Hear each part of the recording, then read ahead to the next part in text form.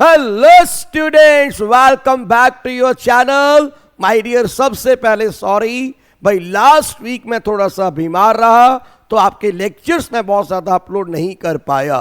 पर my dear, I promise इस week मैं कुछ एक्स्ट्रा लेक्चर डालूंगा ताकि हमारा सिलेबस टाइम पे कंप्लीट हो सके। और हमने शुरू किया हुआ है एस्टिमेशन ऑफ नेशनल इनकम। इसमें ऑलरेडी हम दो मेथड कर चुके हैं, income method and expenditure method. तो आज मैं कराऊंगा मेरे बच्चे वैल्यू एडिड मेथड। बहुत मजेदार है, बहुत इंटरेस्टिंग है। तो विदाउट वेस्टिंग टाइम आइए शुरू करते हैं आज का टॉपिक।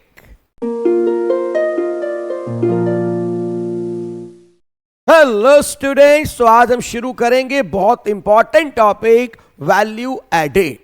तो मेरे बच्चे, शुरू करने से पहले फटाफट अपनी कॉपी पेन लेके तैयार हो जाइए और हाँ, कमेंट बॉक्स में अपनी अटेंडेंस लगा दीजिए। और आइए शुरू करते हैं वैल्यू एडिड। मेरे बच्चे, सबसे पहले क्वेश्चन आता है कि भाई वैल्यू एडिड क्या होता है। देखो, वैल्यू एडिड क्या है? जब प्रोडक्शन प्रोसेस के दौरान जो इंटरमीडिएट गुड्स होती है उनकी वैल्यू में जो एडिशन होता है, दैट इज वैल्यू एडिड। अगर हम टेक्निकली बोलें तो क्या है वैल्यू एडिड? भाई, जितने का आपने सामान बेचा माइनस जितने का सामान खरीदा। भाई, मान लीजिए स्वीट मेकर है, हलवाई है, उसने 100 रुपए का दूध लिया और 150 रुपए का उससे दही बना के बेच दिया, तो उसने कितना वैल्यू ऐड किया? 50 रुपए। अब इसका टेक्निकली फॉर्मूला क्या होता है? Value added is equal to value of output minus intermediate consumption. Value of output मतलब जितने का बेचा, इंटरमीडिएट कंजप्शन मतलब जितने का खरीदा। इसको थोड़ा सा और डिटेल में समझते हैं with the help of table. उससे पहले आपने अगर इसका स्क्रीनशॉट लेना है तो ले लीजिए, मैं साइड में हो गया मेरे बच्चे। अब बात करते हैं वैल्यू एडिड। मैंने क्या बताया आपको? वैल्यू एडिड क्या होता है? Value of output minus intermediate consumption. यहां पर हम एग्जांपल लेते हैं। मान लेते एक फार्मर ने सबसे पहले रॉ कॉटन प्रोड्यूस किया। फार्मर ने जो रॉ कॉटन प्रोड्यूस किया, my dear, that is worth 1000 rupees. अब उसने जो रॉ कॉटन किसको बेच दिया? थ्रेड बनाने वाले को। उसने उससे 1000 रुपए का रॉ कॉटन खरीदा जो उसकी इंटरमीडिएट कंजप्शन होगी, और फिर इसका थ्रेड बना के बेच दिया 2500 का। और फिर ऐसे ही फैब्रिक वाले ने 2500 का थ्रेड खरीदा और उससे 5000 रुपए का फैब्रिक बना के बेच दिया। और शर्ट वाले ने, जो गारमेंट्स की फैक्ट्री थी, उसने 5000 का फैब्रिक लिया और 10,000 की शर्टें बना के बेच दी। तो ये एक प्रोडक्शन प्रोसेस है। अब इसमें देखो वैल्यू ऐड कैसे हो रहा है। सबसे पहले हम बात करते हैं फार्मर की। फार्मर ने 1000 रुपए का सामान बेचा, वैल्यू ऑफ आउटपुट कितनी है? 1000। लेकिन उसने कहीं से भी कुछ नहीं खरीदा, इंटरमीडिएट कंजप्शन क्या थी? 0। तो उसने कितना वैल्यू ऐड किया? 1000। Value of output minus intermediate consumption, that is 1000। अब थ्रेड बनाने वाले ने 1000 रुपए का, मेरे बच्चे, कॉटन लिया और 2500 रुपए का थ्रेड बना के बेच दिया। उसने कितना वैल्यू ऐड किया? 1500। फैब्रिक बनाने वाले ने 2500 का कपड़ा लिया, 2500 का धागा लिया, सॉरी, और उसका 5000 का कपड़ा बना के बेच दिया। कितना वैल्यू ऐड किया? 2500। और फिर गारमेंट्स वाले ने 5000 का कपड़ा लिया और 10,000 की शर्टें बना के बेच दी। कितना वैल्यू ऐड किया? 5000। तो आई थिंक कंसेप्ट समझ आ गया होगा। वैल्यू एडिड क्या होता है? My dear, very simple. Value added is value of output minus intermediate consumption. Simple समझो, जितने का बेचा माइनस जितने का खरीदा। तो दोनों में जो डिफरेंस है, दैट इज वैल्यू एडिड। अब मेरे बच्चे आगे चलते हैं हम। नेक्स्ट आता है कि यहां पे कंसेप्ट ऑफ टोटल आउटपुट। अब याद रखिएगा, जब भी हमें वैल्यू एडिड निकालना होता है, सबसे पहले हमें क्या चाहिए होता है? Value of output. तो अब ये फॉर्मूला वैल्यू ऑफ आउटपुट का याद रखें, न्यूमेरिकल में आपके बहुत काम आएगा। What is value of output? Sale plus change in stock. क्या होता है आउटपुट की वैल्यू? Sale plus change in stock. देखो, समझने वाला कंसेप्ट है। मान लो सपोज करते हैं कि मैंने 5000 करोड़ रुपए का सामान बनाया, ठीक है।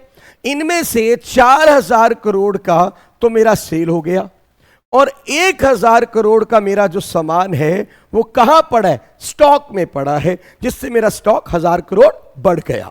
तो वैल्यू ऑफ आउटपुट क्या होगी? Sale plus change in stock. जो आपने टोटल प्रोड्यूस किया, कुछ आपका बिक गया, कुछ आपका स्टॉक में रह गया। तो आपने फॉर्मूला जरूर याद रखना है, न्यूमेरिकल्स में भी काम आएगा। वैसे भी आपको टीचर पूछ सकता है what is the formula of value of output, how we can calculate output. तो आपको याद रखना है sale plus change in stock. फिर मेरे बच्चे आगे चलते हैं, अब वैल्यू एडिड मेथड की बात करेंगे। इसके 4 नाम होते हैं, पहले मेरे बच्चे नोट कर लीजिए, स्क्रीनशॉट ले लीजिए। वैल्यू एडिड मेथड को हम प्रोडक्ट मेथड भी कहते हैं, आउटपुट मेथड भी कहते हैं, इंडस्ट्रियल ओरिजिन मेथड भी कहते हैं। चारों नाम पता होने चाहिए, क्योंकि अक्सर कई बार टीचर कहते हैं calculate GNPFC national income by product method. तो आप सोचते रहते हो प्रोडक्ट मेथड कौन सा है भाई? तो प्रोडक्ट मेथड कौन सा है? वैल्यू एडिड मेथड ही है, इसी को बोलते हैं। अब वैल्यू एडिड से जब हमें नेशनल इनकम कैलकुलेट करनी है तो हमारे कौन कौन से स्टेप हैं? सबसे पहला स्टेप है identification and classification of production enterprises. भाई आपकी कंट्री के अंदर, इकोनॉमी के अंदर जितने भी प्रोडक्शन एंटरप्राइजेस हैं, आप उनको क्लासिफाई करें, आइडेंटिफाई करें और 3 पार्ट में डिवाइड कर दें, primary sector, secondary sector, tertiary sector. Primary sector में कौन आएगा? एग्रीकल्चर एंड अलाइड एक्टिविटीज, जो नेचुरल रिसोर्सेज का यूज करते हैं। सेकेंडरी सेक्टर में मेनली कौन आ जाएगा? All manufacturing activities, manufacturing sector. और टर्शियरी सेक्टर में क्या आ जाएगा? हमारा सर्विस सेक्टर, जैसे कि कम्युनिकेशन, ट्रांसपोर्टेशन, ये सब किस में आ जाएगा? टर्शियरी सेक्टर में। तो पहला स्टेप आपने क्या किया? आपने आइडेंटिफाई किया, क्लासिफाई किया प्रोडक्शन एंटरप्राइजेस को 3 पार्ट में, primary sector, secondary sector, tertiary sector. फिर ध्यान रखेंगे प्राइमरी सेक्टर में कौन आएगा? एग्रीकल्चर अलाइड एक्टिविटी, जहां नेचुरल रिसोर्सेज का यूज हो रहा है। सेकेंडरी सेक्टर में आएगी ऑल मैन्युफैक्चरिंग एक्टिविटी, जहां प्रोडक्शन हो रही है, गारमेंट्स की प्रोडक्शन हो रही है, स्टील की प्रोडक्शन हो रही है, ऑटोमोबाइल की प्रोडक्शन हो रही है, मोबाइल की प्रोडक्शन हो रही है, ये सब इसमें आएगा। टर्शियरी सेक्टर में क्या आएगा? जहां पर सर्विस सेक्टर, जहां पर सर्विसेज प्रोवाइड की जा रही है, कम्युनिकेशन, ट्रांसपोर्टेशन, टीचिंग, ये सब किस में आएगा? Tertiary sector. फिर इसके बाद आता है हमारा स्टेप नंबर 2। स्टेप नंबर 2 में हमने करना है estimation of gross value added. अब याद रखिए, जो हम पीछे बात करके आए थे वैल्यू एडिड, वो बेसिकली क्या होता है? Gross value added. अब ध्यान रखेंगे यहां पे 2 स्टेप हैं। इस स्टेप के अंदर आपने 2 काम करने हैं। सबसे पहले क्योंकि आपको निकालना क्या है? Gross value added. तो ग्रॉस वैल्यू एडिड के लिए सबसे पहले आप निकालेंगे वैल्यू ऑफ आउटपुट। मैंने भी आपको फॉर्मूला बताया, आउटपुट कैसे निकालेंगे? Sale plus change in stock. चलिए आपने आउटपुट निकाल लिया। अब इस आउटपुट में से इंटरमीडिएट कंजप्शन को माइनस कर दीजिए, तो आपको क्या मिल जाएगा? Gross value added at market price. बेटा याद रखिए, जिसको हम बार बार वैल्यू एडिड कहते हैं, पीछे मैंने आपको फॉर्मूला बताया ना कि value added is equal to value of output minus intermediate consumption. ये वैल्यू एडिड का मतलब क्या होता है? Gross value added at market price. तो याद रखिएगा, तो जैसे ही आपने पहले आउटपुट निकाला, sale plus change in stock, output में से इंटरमीडिएट कंजप्शन को माइनस किया, आपको क्या मिल गया? Gross value added at market price. तो ये आपका स्टेप 2 में आपने काम कर लिया। अब आता है नेक्स्ट स्टेप। बेटा इसका स्क्रीनशॉट लेना तो प्लीज ले सकते हैं आप लोग। अब मेरे बच्चे स्टेप नंबर 3, एस्टिमेशन ऑफ जीडीपीएमपी। भैया अब आपको क्या निकालना है? जीडीपीएमपी। तो बड़ा सिंपल है, जीडीपीएमपी निकालने के लिए क्या करो? जितना भी आपने वैल्यू ऐड किया है प्राइमरी सेक्टर में, टर्शियरी सेक्टर में, हमारा सेकेंडरी सेक्टर में, सारे वैल्यू एडिड को टोटल कर दो। एक साइड किसका होता है मेरे बच्चे? इसको क्या बोलते हैं? समेशन। तो summation of all gross value added, यानी जितना भी वैल्यू एडिड हुआ सबका सम कर दो, that is equal to GDP MP. यानी आपने क्या किया? जितना भी वैल्यू एडिड हुआ primary sector, secondary sector, tertiary sector, सबको ऐड कर दिया, तो ये क्या मिल गया आपको? जीडीपीएमपी। स्टेप हमारा यहां पे ये खत्म हो गया। अब नेक्स्ट स्टेप आता है मेरे बच्चे, that is calculation of national income. भाई नेशनल इनकम कैलकुलेट करो। अब आपको क्या मिल चुका है? जीडीपीएमपी आपको मिल चुका है। कन्वर्जन मैंने आपको सिखाया था लास्ट लेक्चर में। अब आपने क्या करना है? इसको कन्वर्ट करना है। कैसे कन्वर्ट करना है? ये आपको दिया हुआ है जीडीपीएमपी, आपको क्या चाहिए? National income. अब नेशनल इनकम का फॉर्मूला क्या होता है? एनएनपीएफसी।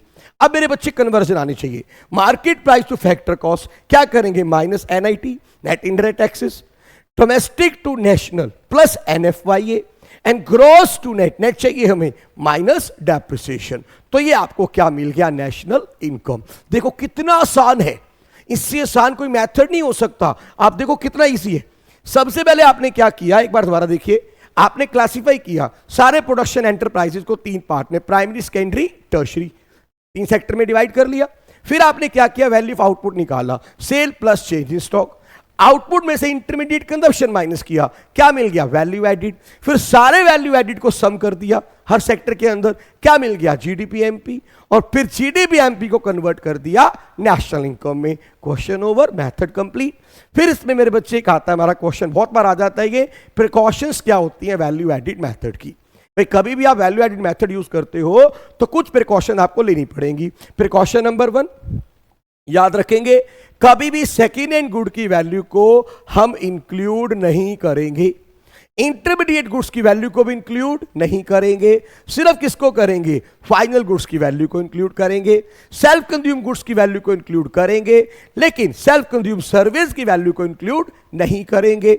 Imputed rent of self occupied house, मतलब आप अगर किसी घर में रह रहे हैं, उसका जो रेंट है आपने उसको इंक्लूड करना है, क्योंकि वो भी आपकी एक तरह से इनकम है। तो इंप्यूटेड जो रेंट होता है सेल्फ ऑक्यूपाइड हाउस का, वो इंक्लूड होगा। Value of change in stock definitely include करेंगे, आउटपुट के अंदर आएगा आपका sale plus change in stock. And value of stock ये इंक्लूड नहीं करना। अब देखो यहां बच्चा गलती कर जाता है, हमें इंक्लूड करना है चेंज इन स्टॉक, स्टॉक को इंक्लूड नहीं करना। एक साल में जितना स्टॉक में चेंज हुआ हम उसको इंक्लूड करेंगे, ना कि ओवरऑल स्टॉक को इंक्लूड करेंगे। बड़ा इंपॉर्टेंट पॉइंट है, ध्यान रखेंगे, वैल्यू ऑफ स्टॉक इंक्लूड नहीं होती, चेंज इन स्टॉक इंक्लूड होता है। अब आगे चलते हैं, एक न्यूमेरिकल करके देखते हैं। अगर कभी पेपर में आपको इस क्वेश्चन आ जाए, न्यूमेरिकल आ जाए, आपको नेशनल इनकम निकालनी हो बाय प्रोडक्शन मेथड, देखो यहां पे क्या लिखा है टीचर ने, प्रोडक्शन मेथड ही लिखा हुआ है। प्रोडक्शन मेथड मतलब वैल्यू एडिड मेथड। तो क्या करना है, ध्यान से समझो। कोई भी क्वेश्चन आ जाए वैल्यू एडिड मेथड से, टीचर ने कुछ भी आपसे पूछा हो, नेशनल इनकम पूछा हो, जीएनपीएफसी पूछा हो, जीडीपी एमपी पूछा हो, तो मेरी टिप याद रखो, तुमने सबसे पहले निकालना है GVAMP, gross value added at market price. और इसका फॉर्मूला क्या होता है, अभी आपको बताया, value of output minus intermediate consumption. बेटा मैं शॉर्ट फॉर्म लिख रहा हूं वीओ, तुमने ऐसे नहीं लिखना, तुमने पूरा लिखना है, value of output minus intermediate consumption. अब यहां पे देखो क्वेश्चन में क्या है, प्राइमरी सेक्टर का वैल्यू ऑफ आउटपुट अलग दिया हुआ है, सेकेंडरी का अलग दिया हुआ है, टर्शरी का अलग दिया हुआ है, और इसी तरह intermediate consumption primary, secondary, tertiary की अलग अलग दी हुई है। अब आपके पास 2 तरीके हैं, यहां तब इकट्ठा सबका आउटपुट ले लें, या आप अलग से इनको निकाल सकते हैं। मालूम अलग से निकालते हैं, gross value market price of primary sector, तो value of output of primary sector minus intermediate consumption of primary sector. तो देखते हैं प्राइमरी सेक्टर में आउटपुट कितना है 1000 और इंटरमीडिएट कंजप्शन कितनी है 400। तो माय डियर ये मेरे पास आ गया 600। कहां वैल्यू एडिड हुआ है, ये प्राइमरी सेक्टर में। इसी तरह आप निकाल लीजिए gross value added at market price in secondary sector, again value of output of secondary sector minus intermediate consumption of secondary sector. तो यहां पे देखते हैं आउटपुट हमारी सेकेंडरी सेक्टर कितनी है 800, इंटरमीडिएट कंजप्शन कितनी है 300। तो 800 माइनस 300 ये मेरे पास आ गया 500। वैल्यू एडिड कहां पे हुआ है, सेकेंडरी सेक्टर में। इसी तरह मेरे बच्चे जीवीएमपी आप निकालेंगे in tertiary sector, value of output in tertiary sector minus intermediate consumption of tertiary sector. तो यहां पे आप देखेंगे वैल्यू ऑफ आउटपुट कितना है सेक्टर में 600, इंटरमीडिएट कंजप्शन कितना है 100। तो 600 माइनस 100, तो ये 500 क्या आ गया, वैल्यू एडिड इन टर्शरी सेक्टर। तो आपने क्या किया, हर सेक्टर में अलग अलग वैल्यू एडिड निकाल दिया। अब आप क्या करोगे, अपने स्टेप के अकॉर्डिंग आप निकालोगे जीडीपी एमपी। क्या होता है, sum of all gross value added. क्या बताया था मैंने, जितना भी वैल्यू एडिड हुआ है सबको सम कर दो, क्या मिलेगा आपको, जीडीपी एमपी। तो यहां पे हमारा वैल्यू एडिड कितना है, सबसे पहले 600, फिर कितना हुआ 500, और फिर कितना हुआ 500। तो ये हमारे पास आ गया 1600 crore. This is my dear GDP MP. अब देखते हैं टीचर ने क्या पूछा है, टीचर ने पूछा है नेशनल इनकम। हमारे पास क्या आ गया, जीडीपी एमपी। तो अब यहां पे आप लिखेंगे नेशनल इनकम का फॉर्मूला एनएनपीएफसी, और आपके पास आ चुका है जीडीपी एमपी। बेटा अब अगेन कन्वर्जन, मैं बार बार बोलूंगा, मैंने ऑलरेडी अपने लेक्चर में आपको बड़े अच्छे से समझाया है कन्वर्जन। अगर आपने वो लेक्चर नहीं देखा तो जरूर देखें, और आपको समझ आएगा कन्वर्जन कैसे होती है, क्योंकि बिना कन्वर्जन के आप न्यूमेरिकल्स नहीं कर पाओगे। कन्वर्जन आपको आनी चाहिए। तो मार्केट प्राइस आपको दिया, फैक्टर कॉस्ट चाहिए, तो क्या करेंगे, minus NIT, net indirect taxes. Domestic income दिया, नेशनल चाहिए, क्या करेंगे, प्लस NFYA। ग्रॉस इनकम दिया, नेट चाहिए, तो क्या करेंगे यहां पे मेरे बच्चे, यहां पे हम करेंगे माइनस डेप्रिसिएशन। तो ये मेरे बच्चे आपके पास था GDP MP, आपने कन्वर्ट कर दिया नेशनल इनकम में। अब इनकी वैल्यू पुट कर देते हैं, 1600 माइनस नेट इनडायरेक्ट टैक्सेस। तो यहां पे देखते हैं, देखो इनडायरेक्ट टैक्स यहां पे दिया हुआ है 10 और सब्सिडी भी दी हुई है 10। अब आपको पता होना चाहिए नेट इनडायरेक्ट टैक्स क्या होता है, इनडायरेक्ट टैक्स माइनस सब्सिडी। अब NFIA यहां पे देखते हैं, net factor income from abroad, ये कितना दिया हुआ है 10, तो ये आ गया 10 माइनस डेप्रिसिएशन। याद रखें, बार बार बोल रहा हूं, पेपर में कभी भी डेप्रिसिएशन नहीं लिखा मिलेगा आपको, मिलेगा कंजप्शन ऑफ फिक्स कैपिटल, इसी को डेप्रिसिएशन बोलते हैं। तो कितना है ये 80। तो मेरे बच्चे यहां पे मेरे पास आ गया 1530 इज योर आंसर। ये 10 से 10 चला गया, उधर 17 हम माइनस करेंगे, 1530 करोड़ इस नेशनल इनकम। आप लोग स्क्रीनशॉट ले सकते हैं इस न्यूमेरिकल को, पूरा मैंने सॉल्व कर दिया है। How to calculate national income using the value added method. Clear है बच्चे? बाकी आपके पास जो भी बुक है, आपके पास संदीप गर्ग है, TR जैन है, सुभाष दे है, बहुत सारी बुक है मार्केट के अंदर। आप उनके लास्ट में जो न्यूमेरिकल्स दिए हुए हैं उन्हें प्रैक्टिस करें, और अगर कोई दिक्कत आती है तो बेटा मैंने आपका एक व्हाट्सएप ग्रुप बनाया हुआ है, जिसका जो भी लिंक है इस डिस्क्रिप्शन के अंदर है हमारे पास, आप उसको ज्वाइन करें। तो आपकी अगर कोई ऐसी प्रॉब्लम आती है, आपको क्वेश्चन नहीं निकल रहा है, तो आप प्लीज मेरे से पूछें, कमेंट बॉक्स में भी, उस ग्रुप के अंदर भी, मैं आपको डेफिनेटली उसका आंसर बताऊंगा, और 100% इसका बेनिफिट उठाइए। तो बच्चे अब एक क्वेश्चन मैं आपको और करवाने जा रहा हूं। सम टाइम वैल्यू एडिड के कुछ अलग तरह के क्वेश्चन भी आ जाते हैं। जैसे टीचर कहता है calculate value added by different industries and the national income, और आपको ना कुछ इस तरह का डाटा दिया होता है कि ये इंडस्ट्री ने बी को सेल किया, बी ने सी को सेल किया, सी ने डी को सेल किया, डी ने ऐसे सेल किया। तो बताइए value added by different industries. तो बेटा कभी भी अगर ऐसा क्वेश्चन आ जाए तो मेरी बात सुनो, तुमने हमेशा क्या करना है, एक मेरे बच्चे बॉक्स बनाना है जिसके अंदर आप लोगों ने 4 कॉलम बनाने हैं। मैं दोबारा रिपीट कर रहा हूं, कितने कॉलम बनेंगे, 4 कॉलम। कॉलम नंबर जो 1 है, इसमें आप यहां पे लिखेंगे ट्रांजैक्शंस या डिस्क्रिप्शन, जो भी लिख सकते हैं आप, ट्रांजैक्शंस भी लिख सकते हैं, डिस्क्रिप्शन भी लिख सकते हैं, जो आपको ठीक लगे। ट्रांजैक्शंस, यहां पे आप लिखेंगे वैल्यू ऑफ आउटपुट, यहां पे लिखेंगे इंटरमीडिएट कंजप्शन, और लास्ट कॉलम में लिखेंगे वैल्यू एडिड। वैल्यू एडिड क्या होता है हमारा, वैल्यू एडिड होता है my dear value of output minus intermediate consumption. तो ये आपने लास्ट कॉलम में लिखना है वैल्यू एडिड। लास्ट कॉलम में क्या लिखेंगे, थोड़ा सा मैं क्लियर कर देता हूं। यहां पे वैल्यू एडिड आएगा लास्ट कॉलम में, that is equal to value of output minus intermediate consumption. अब देखो आपने क्या करना है इस तरह के न्यूमेरिकल में, तो पहले आपने कॉलम बना लेना, पहले बता रहा हूं। अब एक एक करके जो आपके पास इंफॉर्मेशन है आप उस बॉक्स में लिखिए। सबसे पहले हम बात करते हैं फर्म ए। फर्म ए के बारे में क्या इंफॉर्मेशन है, firm A sales to B for ₹400। A ने जो सेल किया है किसको, बी को, कितने का सामान सेल किया है, 400 रुपए का। अब याद रखना, जो सेल कर रहे हैं वो आउटपुट में आएगा, जो परचेज कर रहे हैं वो इंटरमीडिएट कंजप्शन में आएगा। तो बी को आपने सेल किया कितने का, 400 रुपए का, इधर लिख दिया। अब फिर हम बात करते हैं फर्म बी, इनके बारे में क्या दिया हुआ है। फर्म बी के बारे में दिया है sales to C and sales to D, दोनों को सेल कर रही है, sales to C as well as sales to D. तो सी को इन्होंने सेल किया 400 रुपए का सामान, और डी को सेल किया है 200 रुपए का सामान, 400 का सी को और 200 का डी को। फिर जो सी इंडस्ट्री है, अब एक ध्यान दीजिएगा बच्चे, अक्सर गलती क्या करते हैं, बी ने जो सेल किया हमने लिख लिया, पर बी ने परचेज भी तो किया। ए ने बी को बेचा तो बी ने ए से खरीदा, तो ये वाली एंट्री लिखनी मत भूल देना। तो परचेज फ्रॉम ए, कितने का सामान लिया इन्होंने? 400 रुपए का। किससे लिया? ए से। बेटा डबल एंट्री है, ए ने बी को बेचा तो बी ने ए से खरीदा, दोनों जगह लिख रहे हैं। फिर आता है फॉर्म सी। फॉर्म सी ने 500 रुपए का सामान बेचा डी को। इसके बारे में क्या दिया है? Sales to D. कितने का सामान बेचा? 500 का। लेकिन अगेन वही बात, बी ने 500 का बेचा लेकिन सी से खरीदा भी तो है।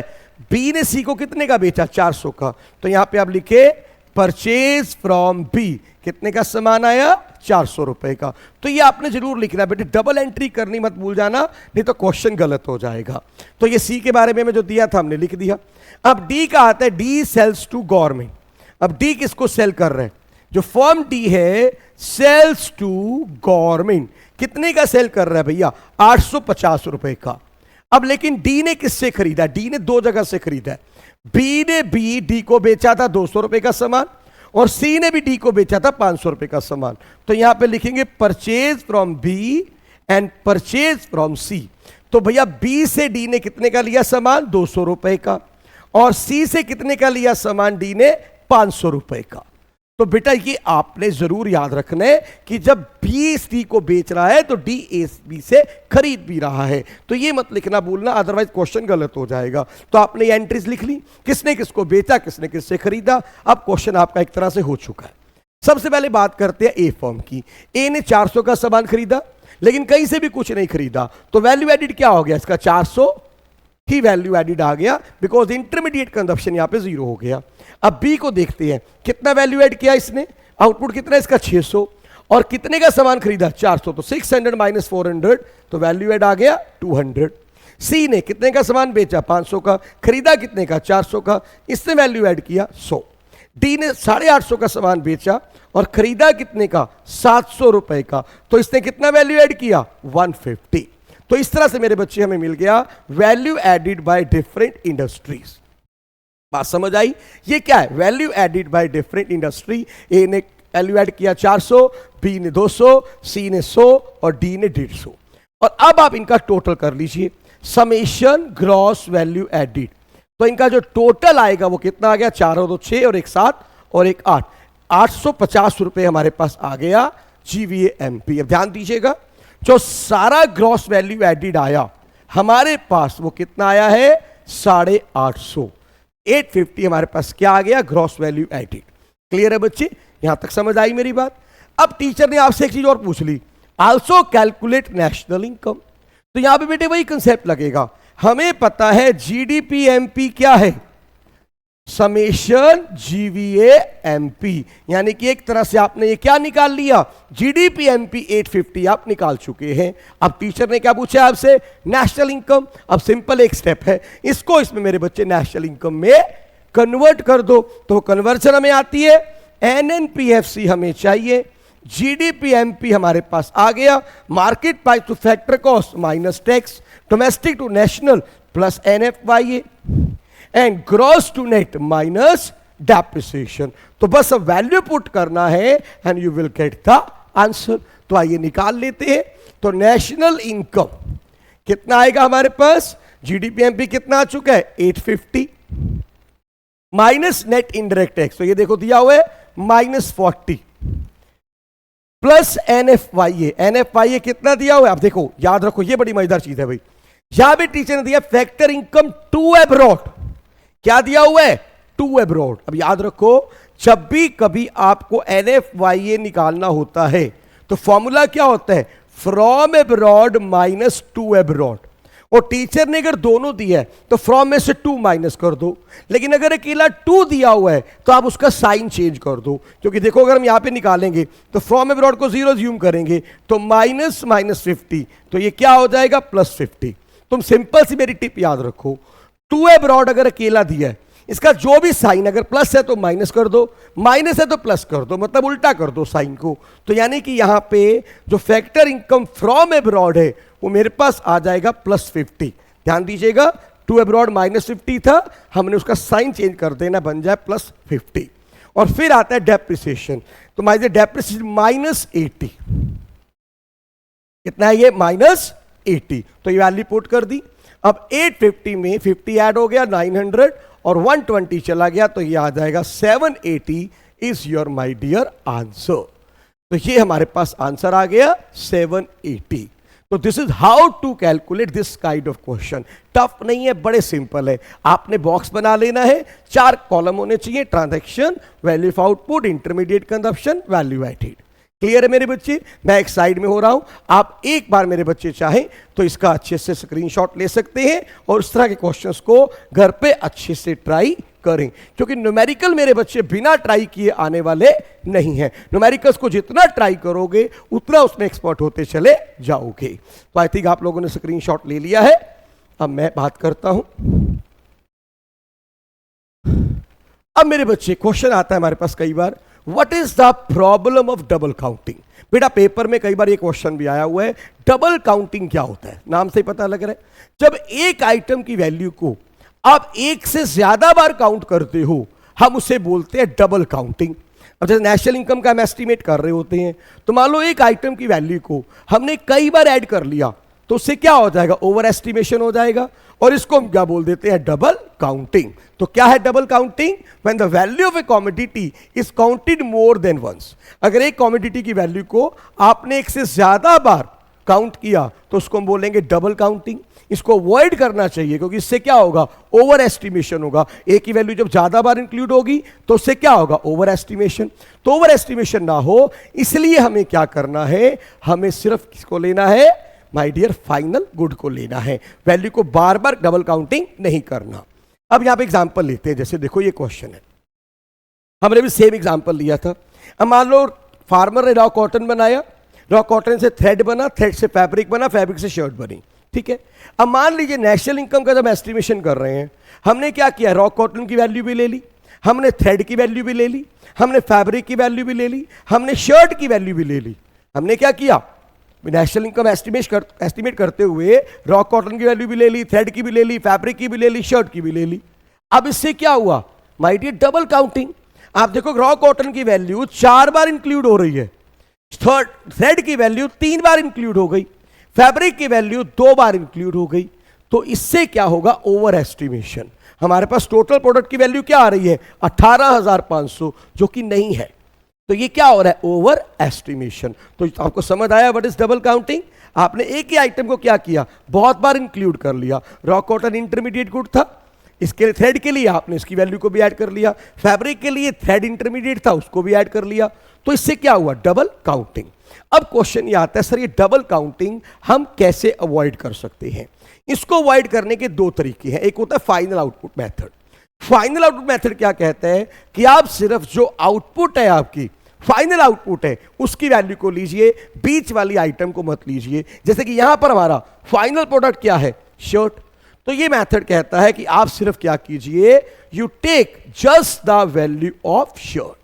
यानी नेशनल इनकम में बार बार कहते हैं ना, वो include only value of final good.